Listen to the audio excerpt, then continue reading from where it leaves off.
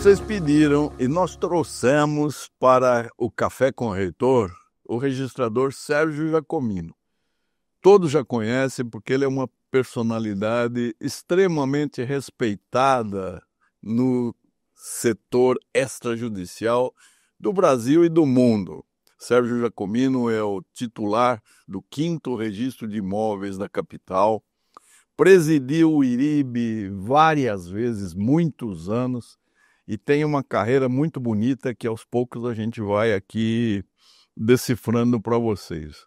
Sérgio, obrigado de você atender o convite aqui da Uniregistral. Muitíssimo obrigado, eu fico muito honrado com esse convite, acompanho a série de depoimentos colhidos aí de colegas, de autoridades. É uma honra estar aqui diante também de uma referência na área de todos nós, do judiciário e do mundo jurídico, né, que é uma comunidade muito especializada. E eu agradeço o convite. Quem agradece somos nós, Sérgio. A gente gosta sempre de começar com reminiscências da infância, para que as pessoas tenham noção da sua história, né? Que é uma história tão edificante, tão bonita. Conta um pouquinho para a gente. Eu sou paulistano da Gema. Nasci aqui no hospital, aqui na Cruz Azul, na Aclimação, ali naquela região do Cambuci, e fui criado na Baixada do Glicério, numa época em que a Baixada do Glicério era uma festa, tinha de tudo, que nem dizia a música do Tim Maia, tem de tudo. E eu conheci o centro de São Paulo ainda com seus banhados lá, a várzea ali do Rio Tamanduateí, que era um campus de futebol, onde havia todo domingo também uma festa, né? Eu conheci o centro, o miolo ali da Praça Clóvis, que hoje já nem existe, a velha Praça Clóvis Bevilacqua. Enfim, eu fui um menino de rua. Adorava o bairro, adorava a aclimação, embora eu morasse ali na Baixada do Glicério numa habitação muito precária, era um cortiço, né? Mas éramos felizes.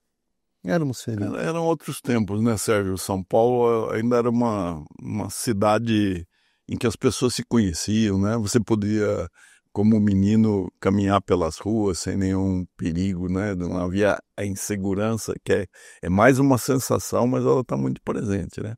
E onde é que você estudou? Olha, eu estudei em várias escolas, porque a minha família foi colhida pelo destino. Perdi meu pai com 4 anos, e minha mãe, que não tinha uma formação básica mesmo, migrou lá do interior de São Paulo para cá e acabou caindo em casas de família, né? Era empregada doméstica, fazia limpeza e tudo mais, e não tinha com quem deixar o pequeno rebelde, né? Porque sem pai, sem a referência paterna, não tinha muito limite, e acabei, primeiro de tudo, indo para o Parque Dom Pedro II. O Parque Dom Pedro II era majestoso, não sei se por causa dos meus olhos infantis eu via aquilo, aquelas alamedas de jacarandás, aquelas pequenas pétalas lilazes, né, aqueles tapetes lindos. O Parque Dom Pedro era um projeto do Mário de Andrade, né? Então eu estudei ali, aquilo foi mágico, né? Nos costados, lá no fundo do parque, havia o rio Tamanduateí, e mais adiante, transpondo o rio, havia o QG do 2º Batalhão do Exército, né? Então nós víamos lá os soldados se exercitando sobre o rio Tamanduateí, imagine. Então, e depois, logo depois, eu fui para um colégio interno, um colégio Carlites, né, no Ipiranga, chamado Instituto Cristóvão Colombo. Era um orfanato e masculino, né? E ali eu fiquei por 2 anos e passei por bons bocados lá. E depois minha família mudou e fui estudando. Cheguei a estudar, inclusive, ali no centro de São Paulo, num colégio tradicional que já não existe mais, ali do lado da Secretaria da Fazenda, Colégio do Carmo. né? Onde estudou Oswald de Andrade. E então a minha formação foi toda ela, digamos assim, caleidoscópica. Isso traz uma bagagem imensa, né, Sérgio? Para o bem e para o mal. Claro. Para o bem e para o mal. Porque se por um lado eu tive várias experiências, eram colégios católicos, depois colégios estaduais, né? Havia essa variação, né, de orientação pedagógica e mesmo religiosa, né? Por outro lado, era também diversificado, né? Você tinha a oportunidade de ter contato com vários projetos pedagógicos que naquela altura eram bem diferenciados, não havia uma espécie de hegemonia, uma cartilha central que estabelecia o programa educacional, era muito diferente, era mais denso, havia... As escolas tinham autonomia também. E os Exatamente. educadores eram de outra têmpera, não é, Sérgio? Você lembra de alguém, de algum professor ou professora que exerceu uma influência na sua formação? Né, os nomes me vêm como é, sim, Dona Conceição no Romão Pugari, ali na Celso Garcia. Depois, mais tarde, eu tive uma professora magnífica, uma japonesa, delicada, amante de haikais e de origamis e tudo mais, chamava-se Métier. Métier. Tá viva, Métier. Métier devo a ela muito, era muito sensível, tocava violão, cantava as canções dos Beatles, então era uma professora magnífica. E eu sempre tive bons professores, sempre fui acolhido por aqueles que me pareciam os melhores nos locais em que eu transitava, né? Mas há uma infinidade de nomes, né? Inclusive, que eu sempre me lembro, que era o Clóvis Lema Garcia, que foi um constitucionalista. E o Clóvis é um homem duro, um homem rígido, mas que tinha uma cultura excepcional e exerceu uma influência muito grande. O filho dele é bispo Dom Carlos. É, Dom Carlos é o bispo da juventude, uma pessoa que me ajudou muito durante a Secretaria da Educação. Mas é uma referência, né? Agora, você sempre deve ter tido uma vida espiritual, intelectual bem avançada. Então, eu acho que os professores tinham, assim, encontravam em você uma resposta, né? Está valendo a pena eu ter abraçado a carreira docente, né? Até porque os alunos eram mais interessados também, né, Sérgio? também havia isso, mas houve um período em que eu também, como todo jovem, né, fui acometido do sarampão social e os embates que havia eram interessantes, porque se produziam sínteses, né? Mesmo com o Clóvis falava assim, no primeiro momento, né? Eu era presidente, cheguei a ser presidente do centro acadêmico, então editava jornais, e eram jornais com uma certa verve crítica, né, irônica, né? Eu estava num ambiente muito conservador naquela altura da Faculdade de Direito e tinha né, um impulso mais progressista, né, digamos assim. Então, a gente estabeleceu certos embates que, no final das contas, foram frutuosos, porque acabam produzindo síntese, né, a gente acaba vivenciando, experienciando, né, essa, essa vida acadêmica, né? Então, para mim foi muito importante esses contatos, né? Onde foi e qual foi o seu período de bacharelado em Direito? Foi então. É muito curioso, porque eu acho que o direito aconteceu que nem o poeta que parafraseou, ele dizia que distraídos venceremos, né? Eu, distraído, acabei fazendo direito, mas o meu desejo desde muito cedo era letras. E cheguei a prestar o vestibular, passei, comecei a cursar na PUC de São Paulo, língua e literatura inglesas, mas eu trabalhava em cartório, então ela é uma âncora, né? Eu me dava ao prazer de me cercar de artistas. Eu era músico, né? Trabalhei em teatro, me profissionalizei em teatro, era sindicalizado. Porque foi assim, eu morava em Santana e dizem os meus familiares, eu não me lembro, que havia um senhor, um, um homem muito sério, chamava-se Senhor Dias, eu não sei o nome dele. Mas ele era muito amigo do Lair da Silva Loureiro. E o Lair era um juiz ordinário, naquela altura, a quarta vara distrital de Santana. E o seu Dias, por conta desse contato, acabou me levando como auxiliar lá da vara. E quando minha família se mudou para São Bernardo do Campo, nessa altura, o Álvaro Nazzarini fez uma carta de apresentação que foi apresentada pelo diretor do fórum, que naquela altura era um juiz chamado Lotário Otaviano Diniz Junqueira, exatamente. E aí comecei a trabalhar em São Bernardo, no anexo judicial, no cartório do júri, né? Numa época tumultuada, né?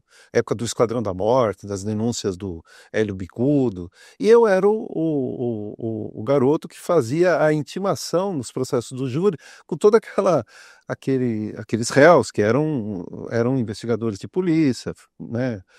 Correinha, Fleury, etc. Eu ia com o protocolo pessoalmente entregar e era bem recebido. Era bem recebido. Bom, uma criança, né? Uma criança.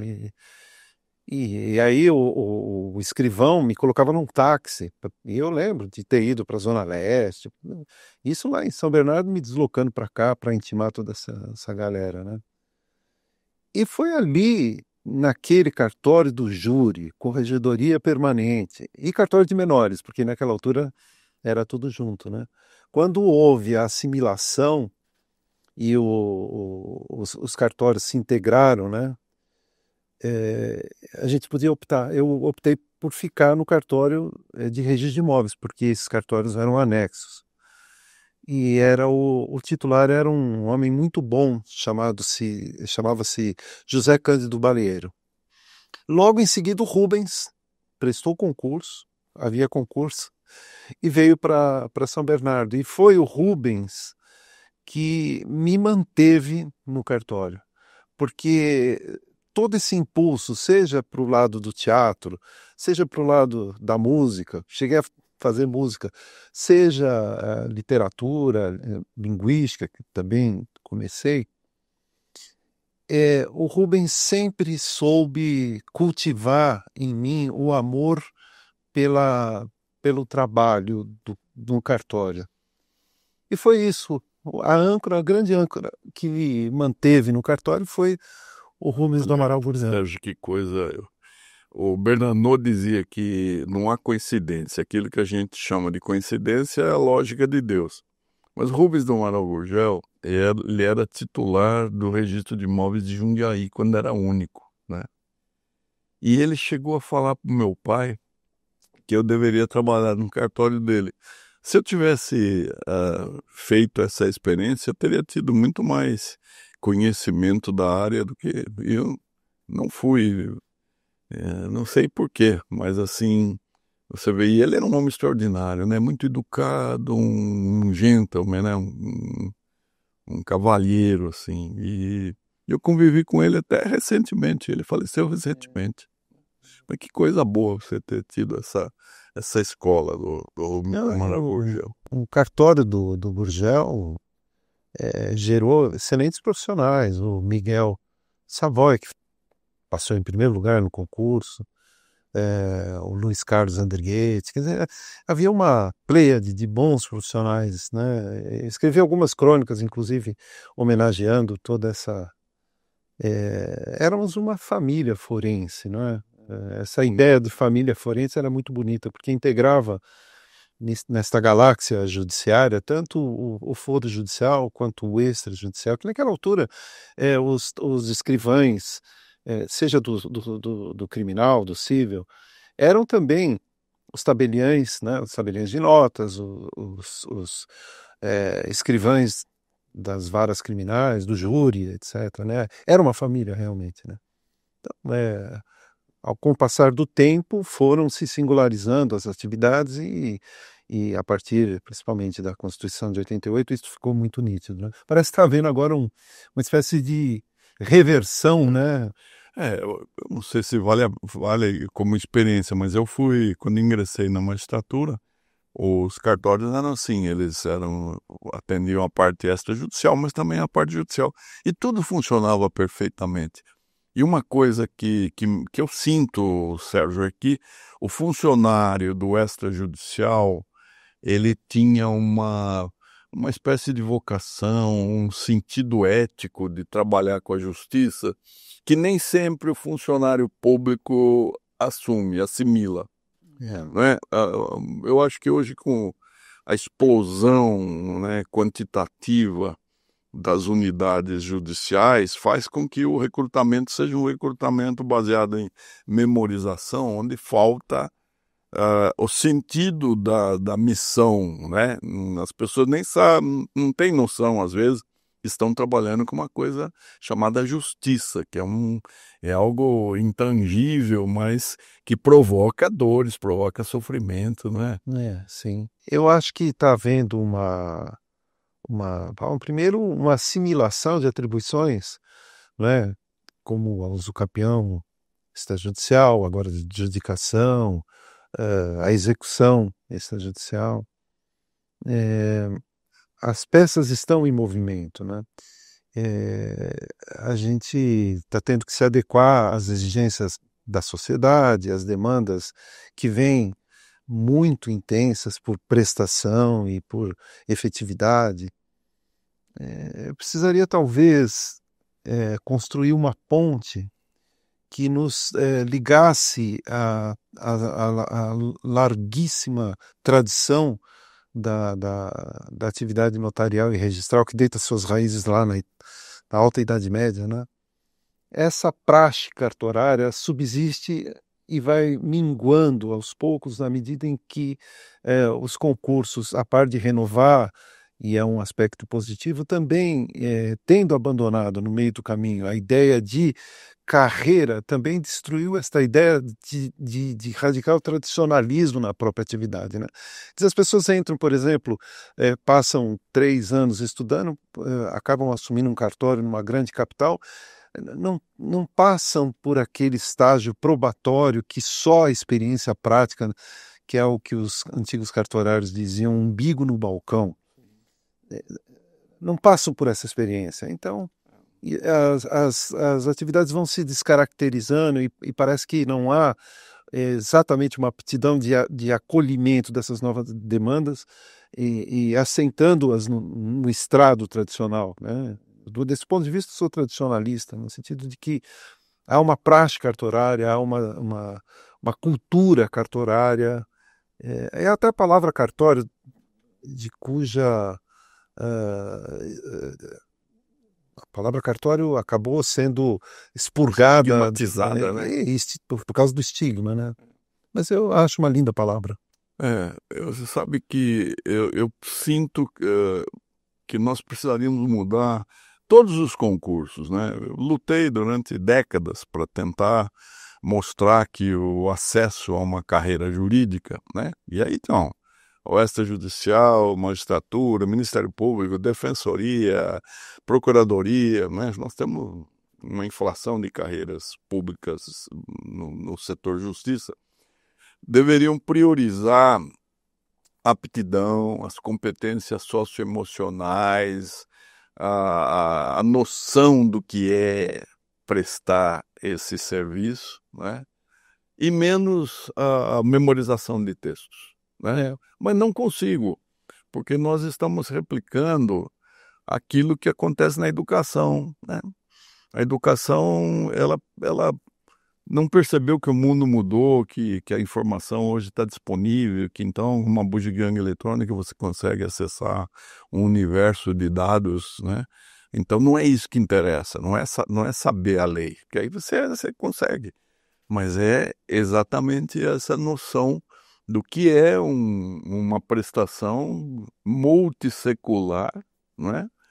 e que garante, no caso do registro de imóveis, garante um dos direitos fundamentais, um dos únicos 5 que estão no caput do artigo 5º, que é a propriedade, né?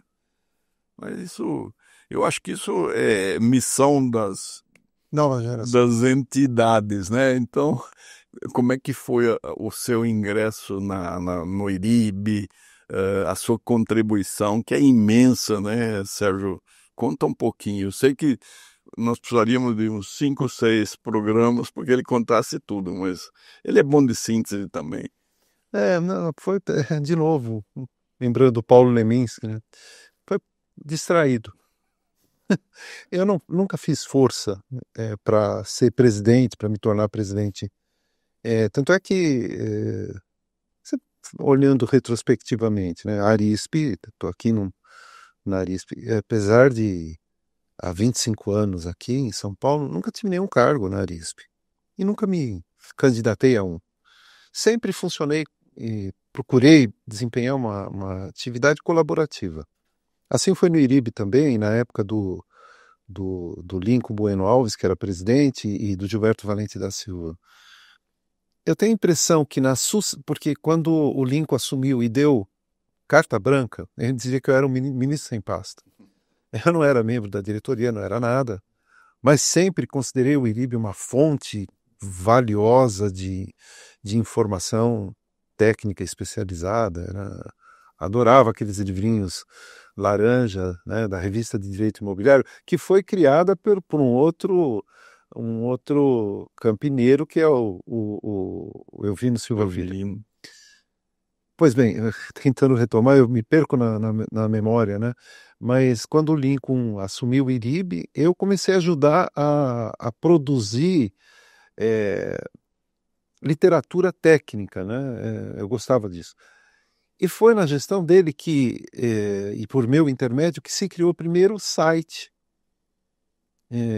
de cartório na internet, inclusive reconhecido pela Folha de São Paulo. Tem lá a reportagem na Folha de São Paulo para atestar, que foi o cartório que eu estava como interventor pelo Tribunal de Justiça lá em Franca. E aí, tendo essa experiência de ter criado o primeiro site de cartório na internet, eu criei o site do IRIB. Eu que criei o site do IRIB. E criei um boletim que está até hoje aí, que vai perdendo um pouco a característica, porque as plataformas digitais acabaram assimilando esse circuito de circulação de informações e tudo mais, mas acabei criando o boletim eletrônico do IRIB. E eu lembro até que o Gilberto falava em tom irônico, a fliperama do Jacomino, a fliperama do Jacomino.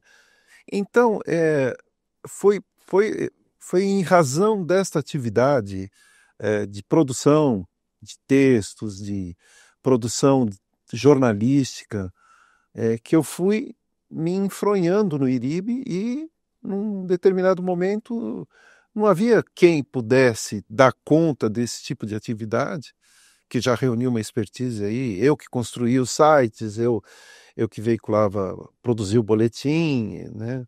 Olhando a produção dessa época, eu me pergunto como é que eu tinha tempo para fazer tudo isso, né?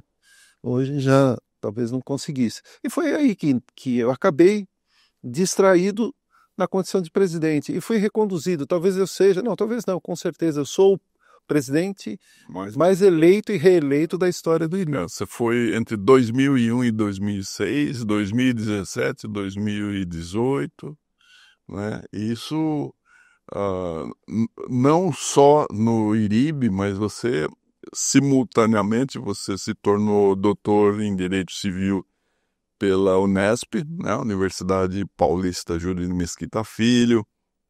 Você é especialista em Direito Registral Imobiliário pela Universidade de Córdoba, na Espanha. É membro honorário do CENOR, Centro de Estudos Notariais e Registrais da Universidade de Coimbra, presidente da Academia Brasileira de Direito Registral Imobiliário. Vejam uma síntese do currículo do Sérgio. E ele é um criador, né? Ele cria muita coisa que mudou o sistema de registro de imóveis. Conta um pouquinho. Essa história do IRIB é uma história linda. Agora estou me devotando à tarefa de registrar num documentário a história do registro eletrônico. A história do registro visto pelas transformações dos meios em virtude das novas tecnologias, né? É possível enxergar o registro de imóveis por esta perspectiva, né? Como que a máquina de escrever, ao substituir a manuscrição, reconformou o próprio ecossistema das notas, por exemplo, ou o advento do computador na década de 80, como isto foi interferindo e transformando progressivamente a própria ideia de organização, né, de um típico cartório de registro de imóveis, né, até chegarmos no S-REI, né, que nós estamos hoje avançando nesse admirável mundo novo das redes, com o NR, etc., né? Então, esta história, ela nasce, ela se desenvolve e ela ganha corpo no estado de São Paulo. Foram os registradores e os membros da magistratura que deram o primeiro impulso, o sopro inicial deste processo de transformação tecnológica que, ao longo das décadas, foi ganhando corpo e se consolidando aqui no estado de São Paulo. Por exemplo, em 1972, na cidade de Buenos Aires, na Argentina, o Elvino estava lá falando sobre a cibernética, que era como se chamava naquela altura.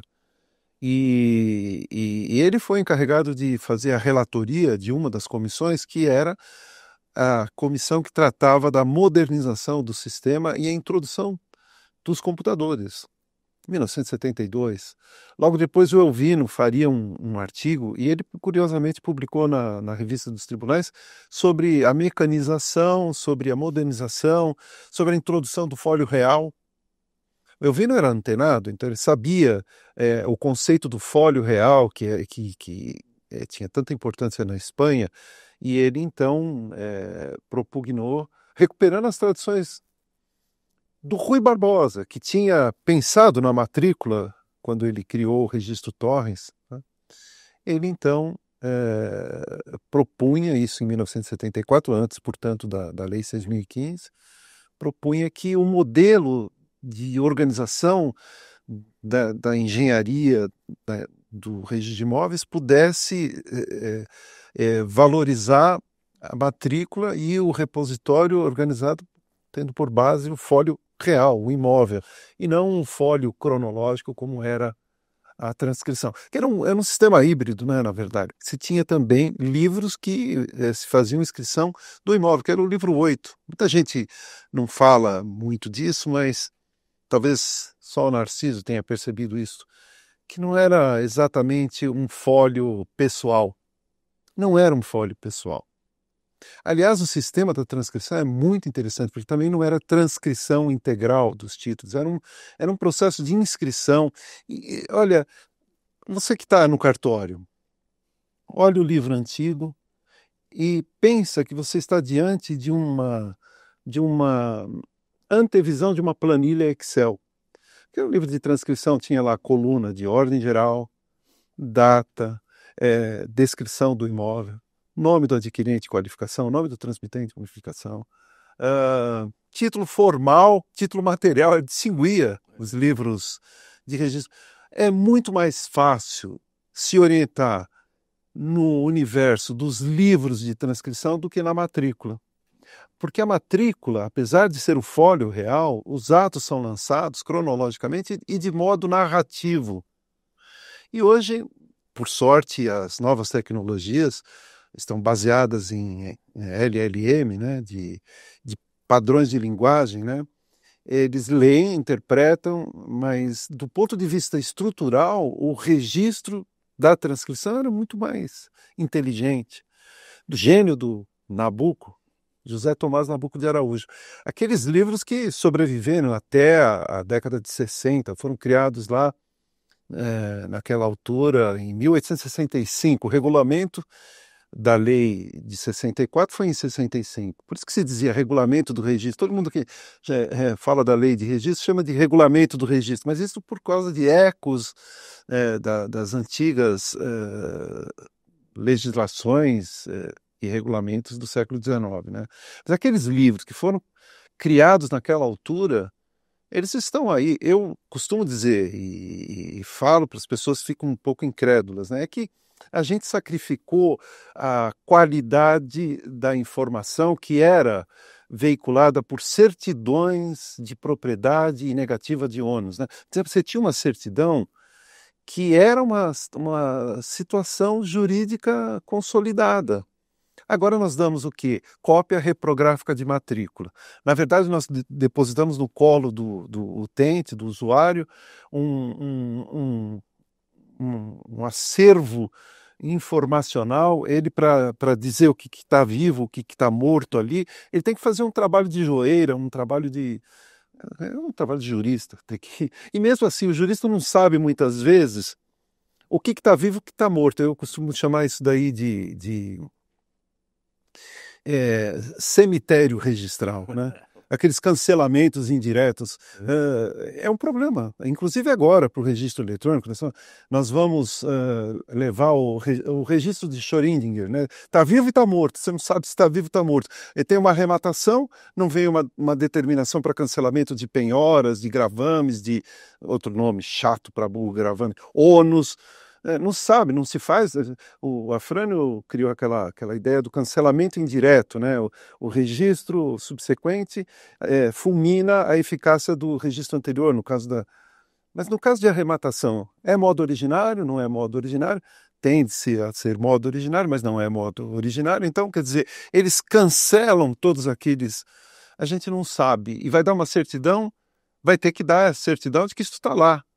Porque ainda está lá. E vai depender da hermenêutica. Vai ter que ter uma ponderação para saber se isto pode fulminar o ato de aquisição. Agora, talvez nós consigamos chegar novamente ao que foi a criação de um gênio. Eu costumo dizer, José Tomás Nabuco de Araújo foi um gênio. Ele é o pai do registro de imóveis brasileiro. Ele é o pai do sistema de registro. E ele criou livros, não é, em que a informação estava estruturada. Havia sinaléticas que apontavam o trato sucessivo, era perfeitamente rastreável naquela modalidade inscritiva. Eu sou um fã daqui. Tanto é que agora nós estamos de novo voltando ao registro estruturado, né? Mas é muito bom que você faça esse retrospecto histórico, né? Que é uma coisa que aparentemente é ignorada e até vilipendiada por aqueles que querem soluções imediatas, a celeridade, que é uma característica da nossa era, e que esse mundo digital faz com que tudo se acelere e às vezes você deixa o essencial de lado para obter um resultado imediato, né? Então, é importante esse resgate. Talvez fosse o caso de nós introduzirmos como disciplina obrigatória nos concursos a história do registro de imóveis, né? Para as pessoas saberem onde é que elas estão entrando. Não é numa empresa onde ele é o titular que pode, assim que ingressar, dispensar todos os funcionários que têm experiência ali de décadas, né? Como se fosse uma fabriqueta, uma casa de comércio. Não é assim, né, Sérgio? Nós estamos passando por um processo profundo na sociedade. O registro é uma parte integrante disso tudo, né? O advento da inteligência artificial, a robótica, esses elementos vão conformando uma nova sociedade, uma sociedade distópica, né?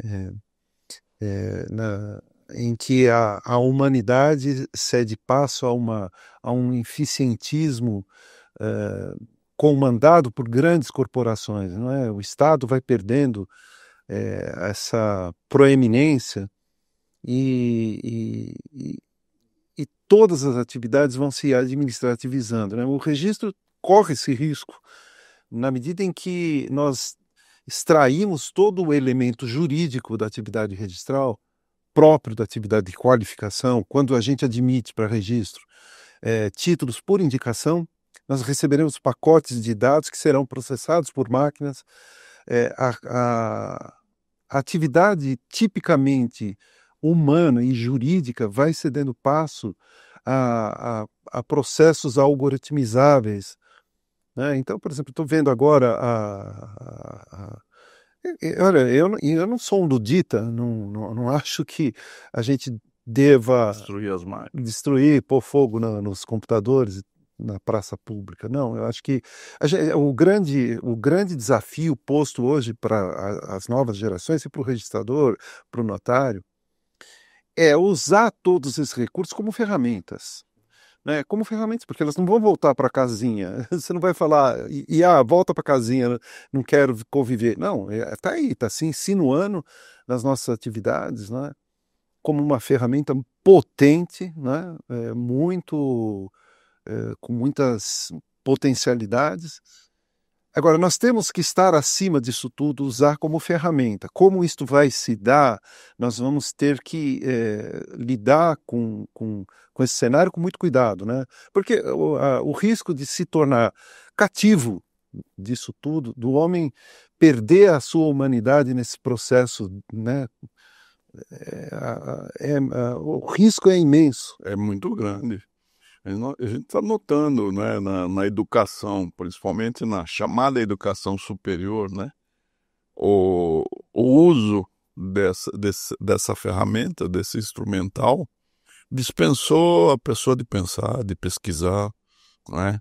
Então, a pressa no cumprir uma obrigação acadêmica faz com que ele desista de pensar. Então, ele é aquele que obtém a informação, manda um toque para pesquisar, usa aquilo, entrega como se ele...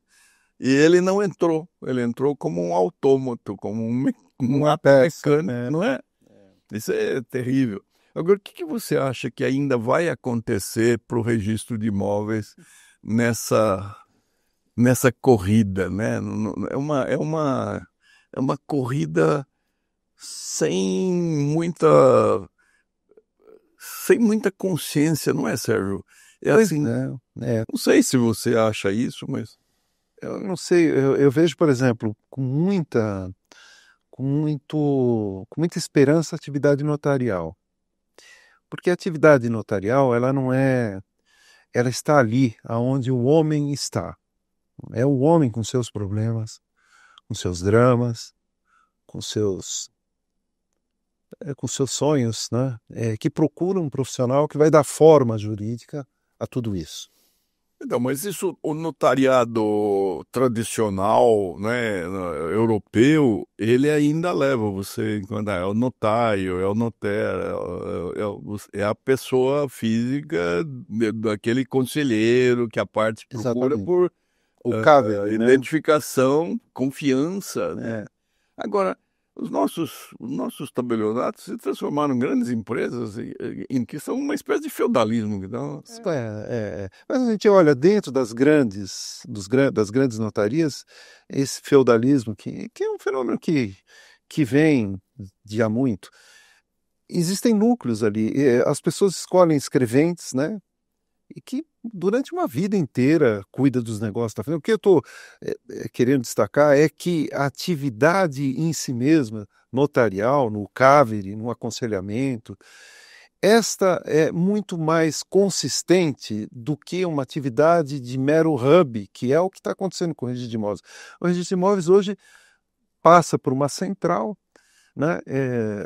Assim como o protestador no passado, ele recebia aquele maço de títulos, ele qualificava vencimento, praça de pagamento. Hoje, o tabelião lida com um pacote de dados, ele não tem acesso aos dados. Quem lê dados é a máquina, não é o tabelião. O tabelião só vai coordenar todo o processo, né?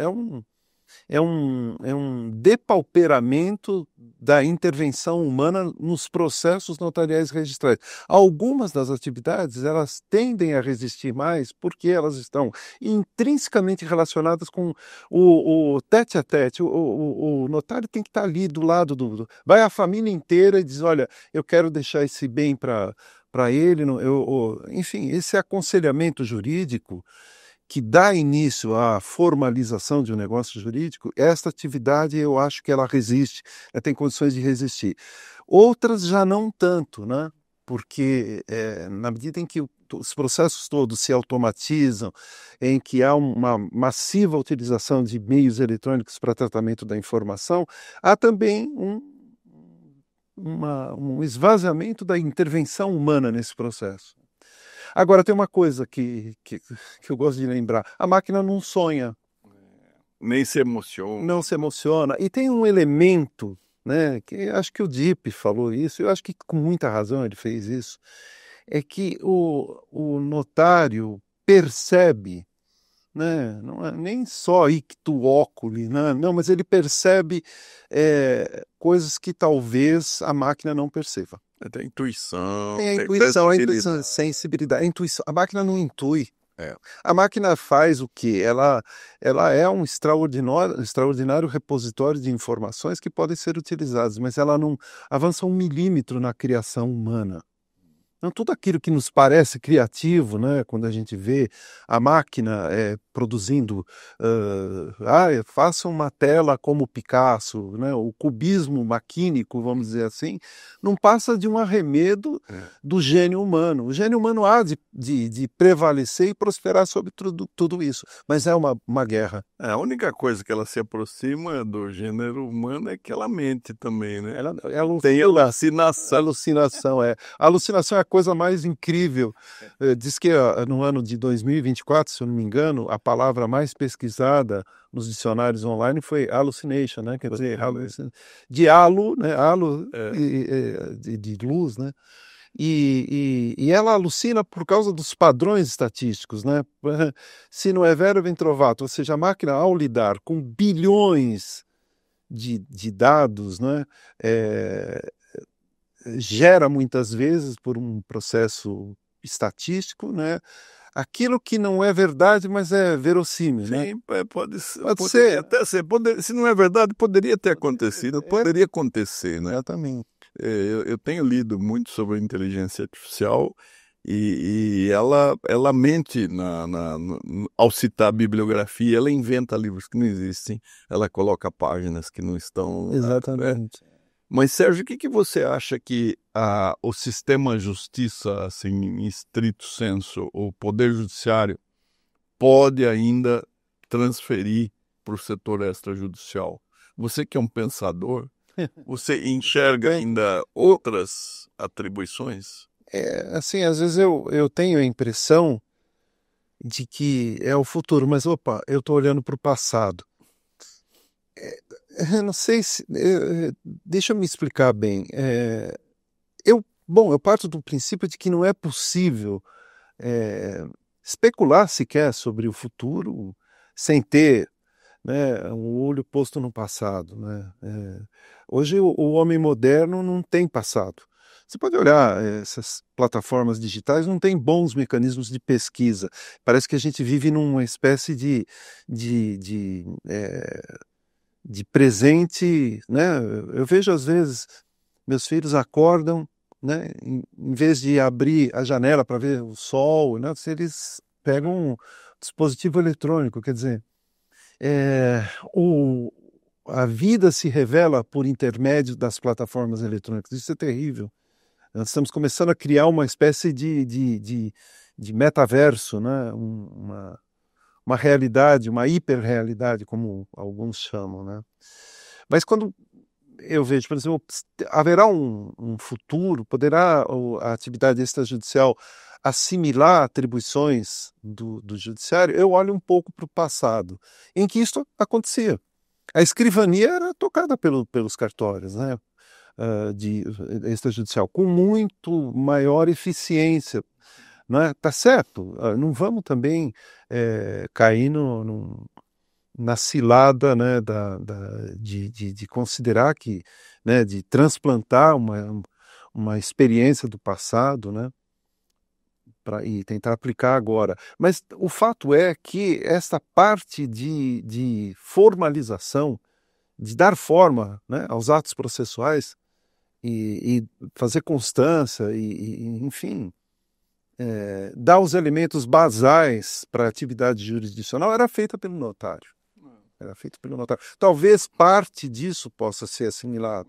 Por exemplo, houve um investimento muito grande na jurisdicionalização de todo e qualquer conflito.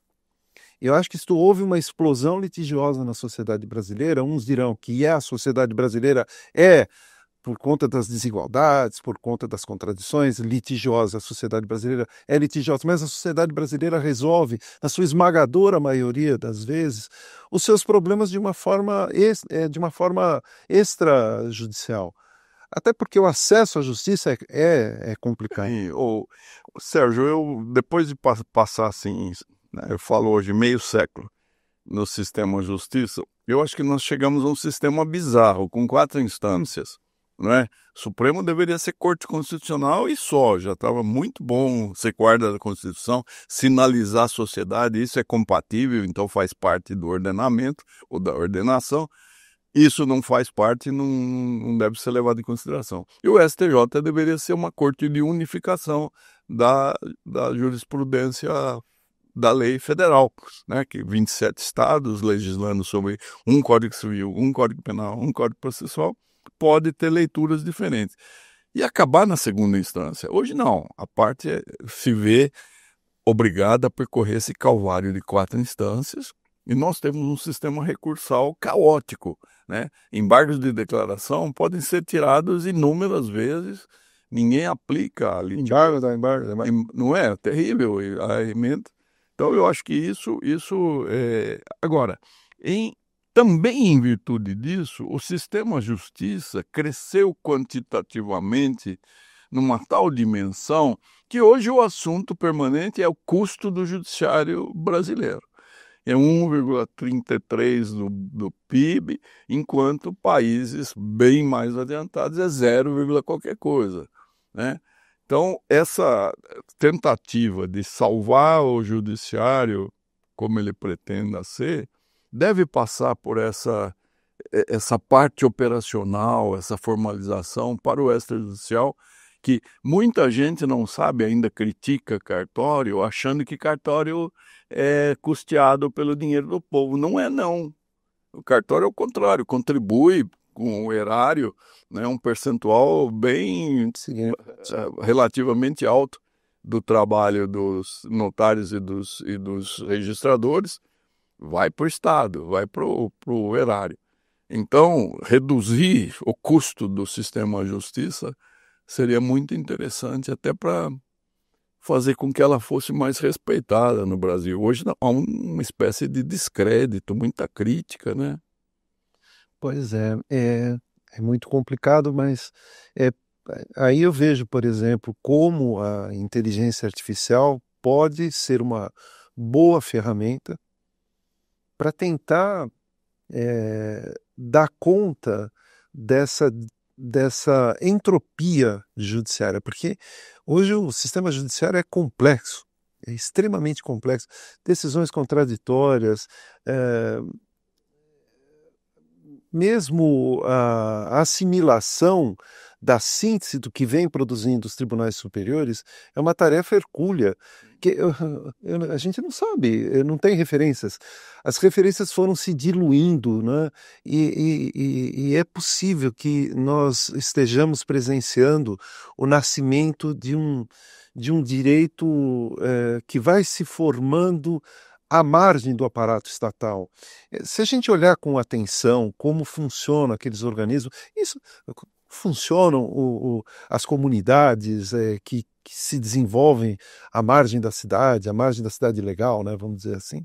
Ali existe um microsistema jurídico ali, para bem e para mal. Está lá o Boaventura de Souza Santos, aquele sociólogo português que fez a Passárgada, né, que ele descreveu como certos como certos costumes que se enraizam nas comunidades acabam substituindo as funções do próprio Estado, né? Então, a extrajudicialização não deixa de ser um processo de investimento na composição de interesses de forma voluntária. Talvez a gente devesse investir nisso, né? Mas nós vivemos realmente um cenário distópico em que a burocracia estatal chegou a tal ponto que nós poderíamos parafrasear o lema dos anarquistas, né? E dizer que é cada um por si e o Estado contra todos. E a sensação que o povo tem, ou pelo menos aqueles que estão mais antenados, que prestam atenção, é de que a justiça serve mais a quem não tem razão do que aquele que tem realmente alguma coisa a pleitear dela, né? Que me faz lembrar meu professor de processo penal, Joaquim Canuto Mendes de Almeida, que foi meu primeiro orientador no mestrado. Depois ele faleceu. Ele dizia assim, a gente fala em direito de ação. Não é direito de ação, é ônus de ação. A gente, para entrar em juízo, tem que pagar com dinheiro e pagar com sofrimento, com angústia, né? E além de ser um erudito em direito civil, direito registral, em direito da informática, direito do mundo web, o Sérgio Giacomino é uma pessoa que escreve coisas belíssimas. Este livro, Sonhos de Zarkion, é isso que se... Zarkion, né? É um livro muito interessante, a partir da sua apresentação gráfica, né? Nós vemos que é uma capa bem trabalhada, né? Quando aberta, ela mostra dois seres que se antagonizam aparentemente, dando as costas um para o outro, mas quando nós fechamos a contracapa, nós vemos que eles estão se encontrando, né?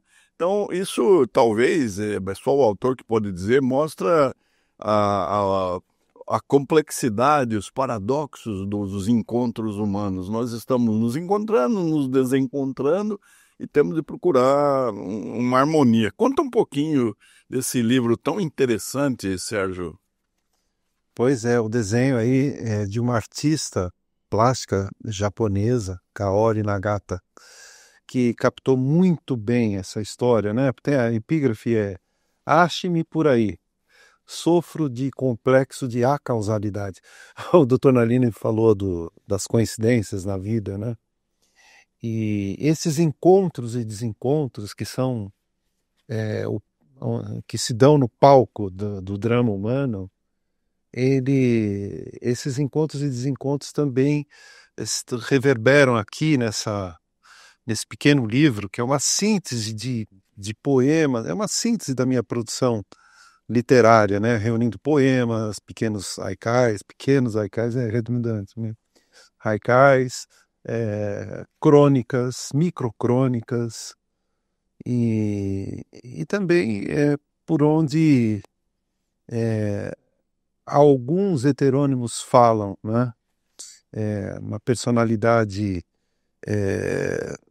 dividida né, cindida na modernidade, em busca de unidade. Um pouco esta dialética que se vê aí no livro.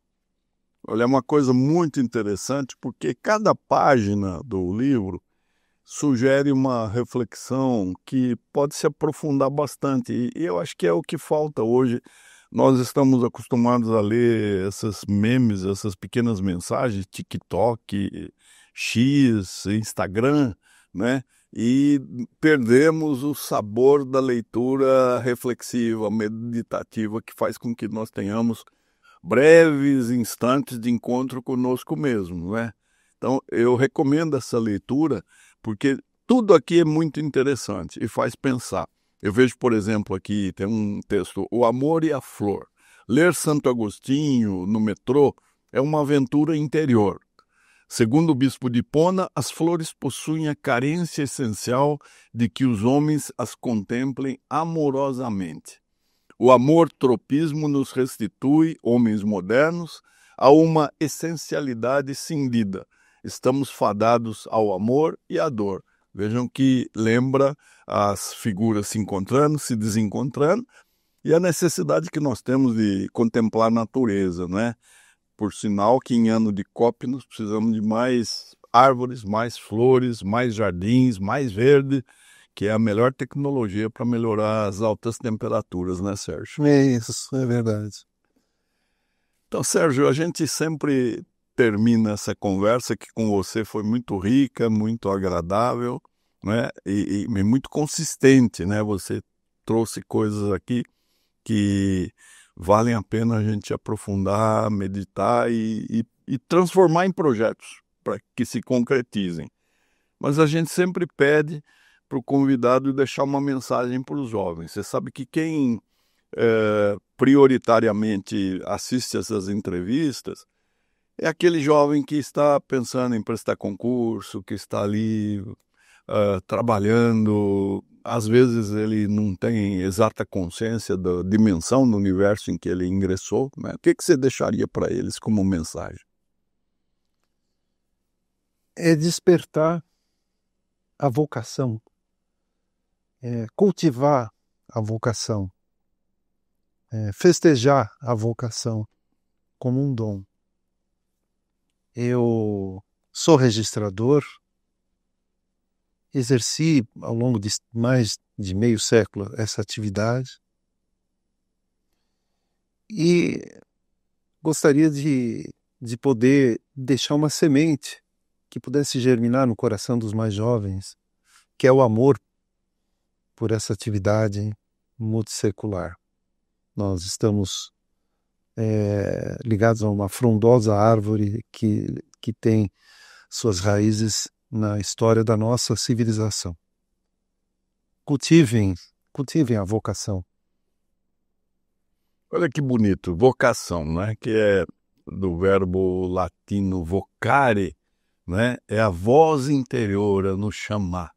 Então, qualquer abraço profissional tem que resultar desse chamado. Quando você faz alguma coisa porque você se sentiu chamado, você aceitou o chamado, respondeu afirmativamente, você vai ser feliz. O trabalho se confunde com a felicidade, né, Sérgio? Isso. Eu tenho certeza que vocês gostaram dessa conversa com o Sérgio Giacomino. Vamos até insistir que ele volte, né? Até o próximo encontro. Muito obrigado, doutor Nalini.